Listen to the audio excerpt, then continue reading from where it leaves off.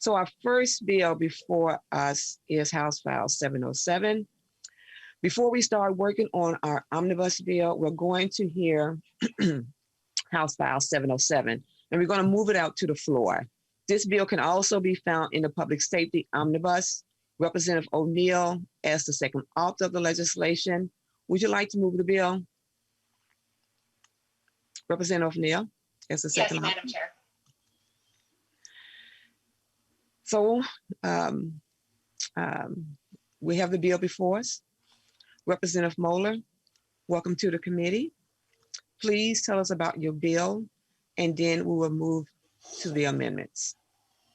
Thank you, Madam Chair and members. So House File 707 is the product of dozens of survivors, practitioners, and others who came together in the legislatively created working group over the past 2 years to determine how our sexual assault statutes can better achieve justice for survivors. This bill had been moving along in various House committees, but received a lot more attention after the Minnesota Supreme Court's Khalil decision in March, telling us what survivors and practitioners already knew, that our law does not adequately provide protections for survivors who were voluntarily intoxicated. This bill closes that loophole and makes several other changes that the working group recommended to ensure that survivors receive justice and offenders held accountable. I know that many of you have signed on to the bill and its various clones. It has wide bipartisan support. It is moving in the other body as part of their, in their omnibus bill. You do have the fiscal note for the biennium, and just so you know that the costs are covered in the judiciary omnibus bill for the additional judge unit, and in the public safety bill for the other costs associated. And I'd be glad to answer questions, and just want to thank my colleague, Representative O'Neill, for all her work on this as well. Well, thank you, Representative Moller. Representative O'Neill, would you like to move the A6 amendment for the author? Yes, Madam Chair, I move the A6. Okay, thank you. So members, can I have an explanation of the amendment from Representative Moller? Yeah, thank you, Madam Chair. I'd be glad to do that. So members, the amendment does really two things. First, it has some technical changes to the language that we found after the time the bill was engrossed. You can see those are mostly on page 4. But the other thing that the amendment does is match up with the language in the other body. These were changes that they made. They have stakeholder agreement, and we just want to get the bills as closely aligned as possible.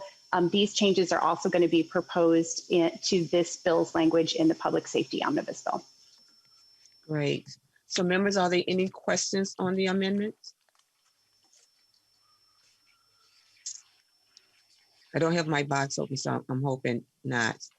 But if not, Representative O'Neill renews her motion to adopt the A6 amendments. All those in favor say aye. Aye. Aye. All opposed? The motion prevails and the amendment is adopted. Members, are there any questions or discussion to the bill as amended? Madam Chair, this is Miller. I do have something. I don't know if you can see my hand, so I'll just speak. I'm opening. Yes, Representative Miller, please go ahead. Okay, thank you, Madam Chair. Representative Moller and Representative O'Neill, thank you very much for this.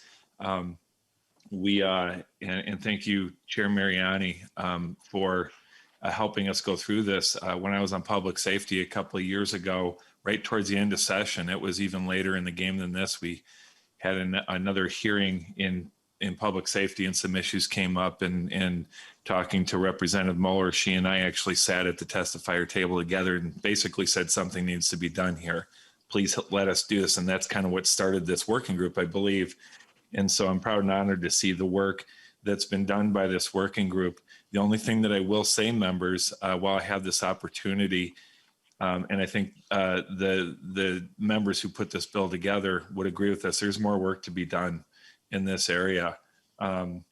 We have a state that cares for people. I do believe that. I know that's being questioned and shaken a little bit right now in different areas, but we do. And we certainly believe uniformly that people that are treated poorly or even criminally when it comes to sexual offenses, that we want to protect them, that we want to honor them, and we want to be able to have them live as full lives as possible moving forward. Our system doesn't help with that right now. We have more work to do. There are issues that I'm dealing with, particularly when it comes to sexual assault of children in my area. I've got 3 different stories of where the system is failing right now. So I do think this bill, I don't want to take away from the moment of this, because this is a big deal. People involved in this know how hard this is to even get little changes. And you guys made some pretty amazing, great changes in this. And so I want to take a moment and say thank you for that. This is a great moment.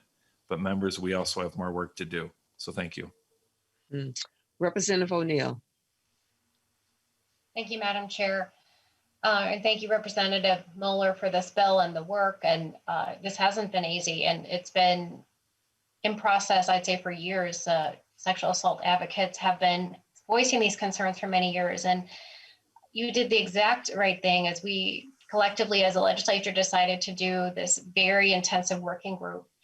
And so one thing that, they were tasked with trying to rewrite the entire chapter, which is a big undertaking, but they also did other spin-off things. And one of those is in the bill, Representative Moller, and it does have a fiscal impact.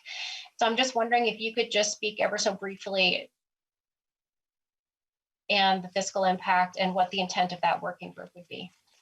Representative Moller. Thank you, Madam Chair. Thank you for the question, Representative O'Neill. So you're talking, I believe, about the Predatory Offender Registration Working Group. And one of the things that the Sexual Assault Working Group recommended was this, because as they were talking about various changes that needed to be made, they were recognizing this need to reform our predatory offender registration. I believe it has been like 3 decades since it was really looked at, and people like Patty Wetterling came and explained that she thought that this also needed to be reformed, and that was outside of the scope of what we had instructed our working group to look at, but it came up over and over again. And so I wanted to make sure that we included it. It's very essential to the entire all stakeholder agreement to this bill. There were folks who wouldn't agree to this bill, but for the inclusion of that. And I believe right now the cost, it is housed in the Department of Public Safety. And I don't have the numbers right in front of me, but it is discussed in the updated fiscal note. Representative O'Neill. Thank you, Madam Chair. If memory serves me correct, I believe it was 144,000, something like that. But it is all in, it's not part of the standalone bill per se. We have it contained within, well, it will be one omnibus bill once we put the 2 bills together, but all of the costs are already contained within those omnibus bills. And so I'm really excited to be able to move this bill forward as a standalone. And just to really show victims that we are listening, we've been listening, we care. There's so much more than just the Minnesota Supreme Court ruling about mentally incapacitated that is wrong with our statutes. And this goes a long way to address many of those issues. So again, thank you, Representative Moller, and thank you for explaining that part, because that is a fiscal component also to the bill that maybe others have. I just want to bring that to light because there's more work to do and maybe others hadn't seen it just yet. So I think that that also is equally important.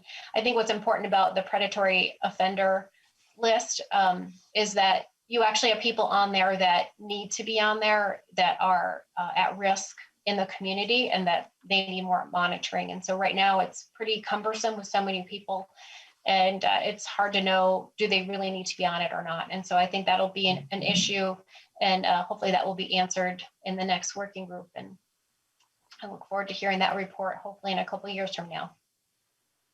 All right, thank you. Is there any further discussion to the bill?